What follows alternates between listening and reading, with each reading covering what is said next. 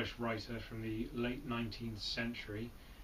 He was most famous for two novels in particular and one novella. The two novels, of course, was Treasure Island, Kidnapped, and the short story or novella was Dr. Jekyll and Mr. Hyde. So he didn't, although he achieved a certain amount of commercial success in his life, he never achieved any critical success at all. He was quite derided by critics at the time. He had a lot of friends that were authors with him, but he never got the kind of critical opinion that he wanted about his work, or I guess he wanted. He's famous for having quite a tragic life. He died of syphilis, and he spent a lot of his life in pain and destitute with no money. Even though two of his books, as I said, Kidnapped and Treasure Island, were commercial successes, it wasn't really enough, and it wasn't a sustained success. Treasure Island, although it continued to be successful, it wasn't really until after he died that it just carried on and carried on and carried on and became a modern classic, which is a real shame. The one thing about Robert Louis Stevenson, though, which I only discovered when I first started kind of researching a little bit more about him, was that along with people like Arthur Conan Doyle and Bram Stoker and a few other Victorian writers, he wrote a lot of short stories, and his short stories are fantastic. He began with short stories. The first thing he ever did was what he called his New Arabian Nights. So the Arabian Nights was pretty much one of the most famous and popular volumes. Everybody had a copy on their shelf next to the Bible and Pilgrim's Progress and Robinson Crusoe and a few other things. And nobody knew who'd written them or when they were written. They were sort of like a bit like the Iliad. They were like passed on from generation to generation. And eventually somebody starts writing these stories down and publishing them. But they were the sort of genesis of the idea of the short story.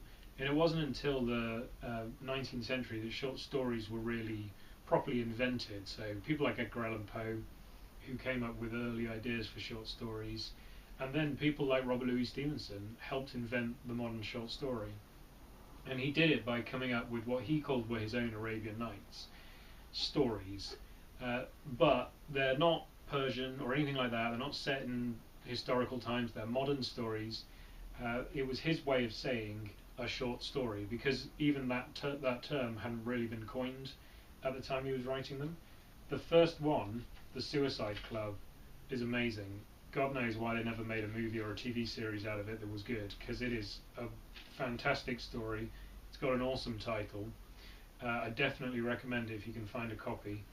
And then there's a bunch of other stories in the collection. The Pavilion on the Links is another famous one, which just really demonstrated what a solid writer he was and how great his novels would be once he'd started writing them.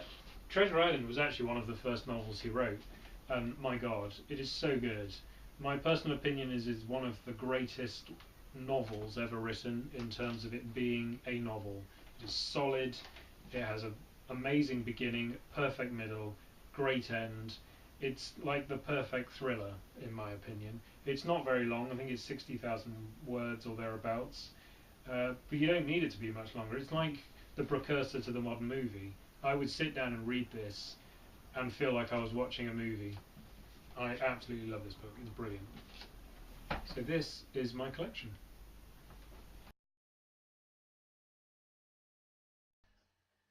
So first we've got Treasure Island. This is a copy from Cassell and Company that I bought on eBay. This is from the early 1900s. It's got some really amazing illustrations in it. There we go, Cassell and Company. It's not very old, but it just looked good. So then I've got the New Arabian Nights in this Collins cheap edition. This is again from the early 1900s. Like I said, the good thing about this is the Suicide Club, the first story, which is brilliant. Then the first time I bought Treasure Island was in this double edition from Everyman's. It's from 1947, so it's not very rare at all. What's good is the introduction is written by Arthur Quiller Couch, who's a Cornish writer who I also really like. I've got some of his books there on the left. So next I got Kidnapped. This is the Cassell and Company version, so though it's not a first edition, it's close. This is from 1891. Very pleased to get hold of this. There we go, 1891.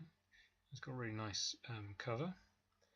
So then my copy of Dr. Jekyll and Mr. Hyde, not super rare again, this is from 1922, but it is really hard to find a copy in a hardback book, an old copy, because it's usually just collected with other stories, it's so short.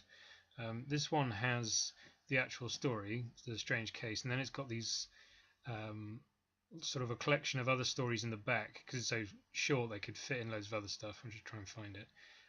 These ones are weird though, they're not really like short stories, they're very, very short. Some of them are only a paragraph long, and they're called fables.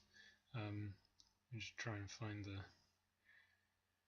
first page. There you go, fables. And they're kind of interesting. So next I got the Black Arrow. Again, this is in a kind of a cheap, it's Cassell Economy edition from 1905. But it's cool because it's got this illustration. It's got one of these funny little transparent pages. I really love these. So yeah, it's quite nice. Then the sequel to Kidnapped, Catriona. This is again the Cassell and Company version. It's not a first edition, but it's very close. This one's from 1898. I think, oh yeah, I got this at Hay-on-Wye last year. Really pleased with that. Then I've got the Master of Ballantrae. This one is again Cassell and Company. This is from 1889, and this one actually is a first edition, as far as I can tell, which I'm really pleased with because it cost me £5 from Hay-on-Wye. That is amazing. And then the final one I've got is St Ives, which is the novel he left half written. I think he'd just not done the last chapter, and Quilla Couch wrote the last chapter for him, and a lot of people criticise him for it, but because I'm also, like I said, I'm a big fan of Quilla Couch, I thought it was cool, so I've got a copy as well. I haven't actually read it yet though. And just see there. Let it focus. There you go. So yeah, and that's my full collection.